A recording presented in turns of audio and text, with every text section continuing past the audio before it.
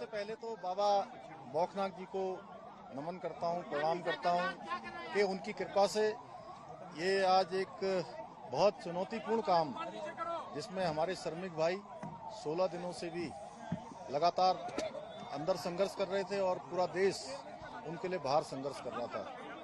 इस पूरे अभियान में लगे हुए सभी कर्मचारियों को, सभी कार्मिकों को, सभी विशेषज्ञों को, सभी हमारे वैज्ञानिकों को, सभी भारत सरकार की संस्थाओं को और एक व्यक्ति हमारा एक व्यक्ति जो मीडिया से भी थे, उन समेत मैं सबका धन्यवाद करता हूं कि इस बहुत ही कठिन और चुनौतीपूर्ण काम को सभी लोगों ने अपना सहयोग प्रदान किया और बहुत चुनौतीपूर्ण काम होते हुए प्रातःकाल और शाम दोनों टाइम हमारे प्रधानमंत्री आदरणीय मोदी जी लगातार इस रेस्क्यू अभियान की हमसे सभी लोगों से लगातार जानकारी करते थे, लगातार अपना जो सहयोग देना था, जो उनका एक संबल था और उनका जो एक सहयोग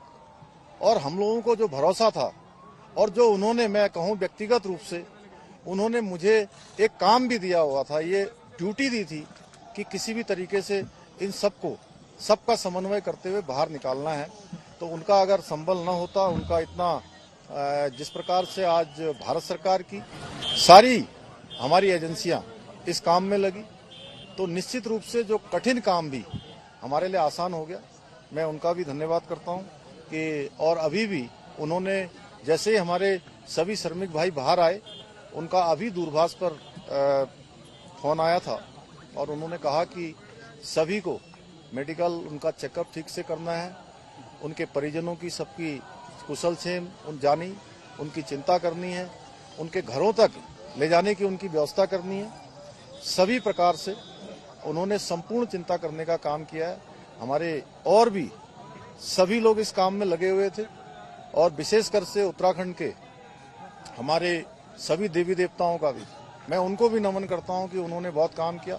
हमारे राष्ट्रीय जो सड़क परिवहन मंत्रालय है, उसमें आदरणीय गडकरी जी भी बीच में आए, उन्होंने भी यहाँ पर हर तरीके से इसको देखा और हमारे जनरल बीके सिंह जी, इनका मैं विशेष रूप से सबकी तरफ से और उत्तराखंड वासियों की तरफ से इनका मैं धन्यवाद इसलिए करता हूं कि एक कैंप बनाकर लगातार यहाँ पर रहे और एक दिन भी इन्होंने यहाँ से कभी ये नहीं सोचा कि मैं यहाँ से कहीं बाहर जाऊं और इस कठिन काम को लोगों को लगातार संबल प्रदान करने का काम, उनको प्रोत्साहन करने का काम और पूरा हमारा जहाँ सभी एजेंसियां लगी हुई थी, वहीं पीएमओ के भी सभी अधिकारी अपने अपने तरीके से इस पूरे अभियान को अपना सहयोग प्रदान कर रहे थे, योगदान प्रदान कर रहे थे।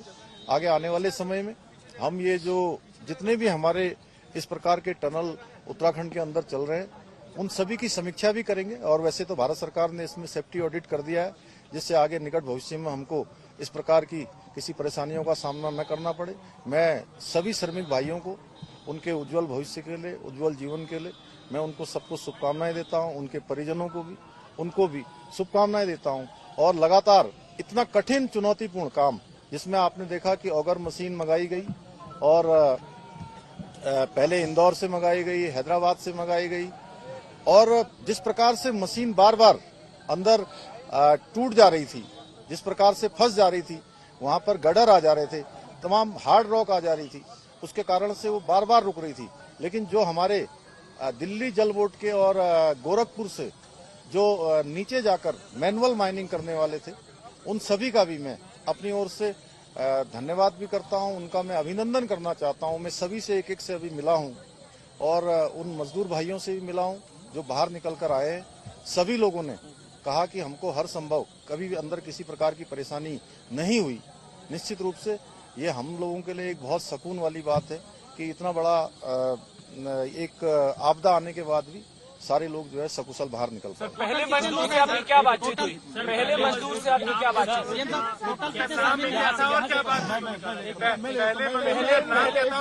उससे क्या बातचीत हुई? सभी पहले मजदूर से क्या बातचीत हुई सर आपकी? सभी देखिए अलग अलग थे, जैसे कि अंदर विशेष रूप से जो हमारी शुरू से बात हो रही थी उसमें सबा अहमद, गब्बर सिंह और अखिलेश, 3 इनके जो टीम लीडर थे उनसे लगातार हमारी बात हो रही थी। उसके बाद आने वाले सभी लोगों से लगातार बात हुई है। सभी पूरे देश भर के जितने भी मजदूर भाई उसके अंदर थे सभी ने स्वयं ही आकर, चूंकि उनके लिए बहुत ही भावुक क्षण था, लेकिन उसके बावजूद भी उन्होंने कहा कि हमको किसी परेशानी का कोई सामना नहीं। पहले शब्द क्या थे? देखिए उनको मैं बता रहा हूँ, उन्होंने ये कहा कि मैंने कहा आप लोगों को अंदर किसी प्रकार की कुछ चिंता तो नहीं हो रही थी। उन्होंने कहा नहीं, शुरू के दिनों में जरूर हमको चिंता हुई, लेकिन उसके बाद से जब आपसे बात हो गई, अन्य सभी लोगों से लगातार कम्युनिकेशन होने लगा, तो हमको पूरा भरोसा हो गया था कि आप लोग हमारी चिंता कर रहे हैं और हम अंदर नहीं रहेंगे, हम बाहर निकलेंगे। सर एक चीज है, सर कोई विशेष क्राइटेरिया था बाहर निकालने का, उम्र या अल्फाबेट? ठीक है, नहीं वो अच्छा प्रश्न पूछा, मैं बता रहा हूँ। एक मिनट इन्होंने जो पूछा मैं बताता हूँ। देखिए ऐसा है, नहीं अरे पहले एक मिनट, अरे इन्होंने जो पूछा मैं बता रहा हूँ। देखिए ऐसा है, ये सब लोगों ने बैठ के तय किया था कि जो सबसे छोटे होंगे उनको सबसे पहले निकाला जाएगा, और जो टीम लीडर हैं वो 5 लोग वो सबसे अंत में निकले हैं। सर सबसे क्रूशल मूवमेंट कौन सा था? हाँ, एज में और जो भी क्राइटेरिया बनाया गया था। पूरे रेस्क्यू ऑपरेशन में सबसे क्रूशल मूवमेंट आपके लिए क्या था?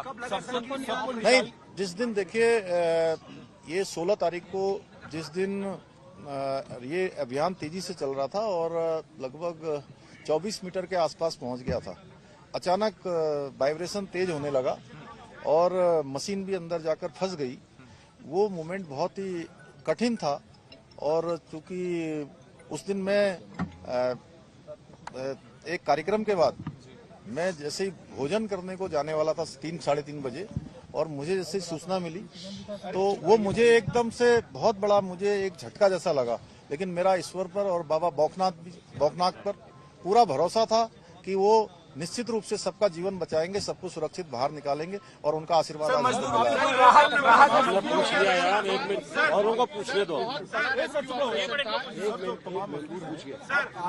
अब आगे की प्रक्रिया क्या होगी? देखिए अभी अस्पताल भेजा जाएगा, 24 घंटे के ऑब्जर्वेशन रखा जाएगा, उनको घर भेजा जाएगा। देखिए ऐसा है कि अभी वो सारे के सारे एक लंबी, चूंकि हवा पानी और एक अलग वातावरण से बाहर आए हैं, तो अभी जो डॉक्टरों की सलाह होगी उसके आधार पर ही हम लोग काम करेंगे। उसके आधार पर उसके बाद उनको घर भेजना होगा या जो भी करना होगा, पहले मेडिकल सुपरविजन में उनको रखा जाएगा, उनकी मॉनिटरिंग की जाएगी, उसके बाद आगे की कार्रवाई। नहीं, कोई क्रिटिकल नहीं है, सारे सामान्य। एक मिनट इनको पूछने दो, उसके बाद आपके पास आ रहे हैं। वर्कफोर्स कितना था, कितने लोगों को लगाया हुआ था, खास तौर पे अगर ऑपरेशंस की बात, कितना बड़ा magnitude in terms of number? देखिए अब ये नंबर तो मैं आपको देख के बता दूंगा, लेकिन इसमें जिन जिन लोगों की भी आवश्यकता पड़ी और देश के अंदर और विदेशों में भी जो टेक्नोलॉजी और जो विशेषज्ञ इसके थे, हमने सभी से कंसल्ट किया था, और जो सबसे अच्छा रेस्क्यू हो सकता था उस तरफ हम लोग बढ़े। हालांकि कठिनाई आई। बात कंप्लीट कर लेंगे। जी सर बोलिए। जी सर, वो अभी एस्टिमेट लगाना मुश्किल है। वो आपको बता देंगे अलग से। और जितने भी लोग लगे थे। यहाँ पे कौन थे? आप थे? राहत राशि आपका हो गया? आप भी बाबा बागनाथ के मंदिर में गए, वीके सिंह भी बाबा बागनाथ के मंदिर में गए। गांव वालों का कहना है कि जब तक मंदिर नहीं बनेगा हम आगे काम नहीं होने देंगे। क्या सरकार वो पहले ही हम लोगों ने तय कर लिया है कि मंदिर वहाँ पर बनेगा, बाबा बागनाथ की कृपा से। गाँव वालों से पूछने से पहले ही वो डिसाइड हो गया। वो डिसाइड हो गया।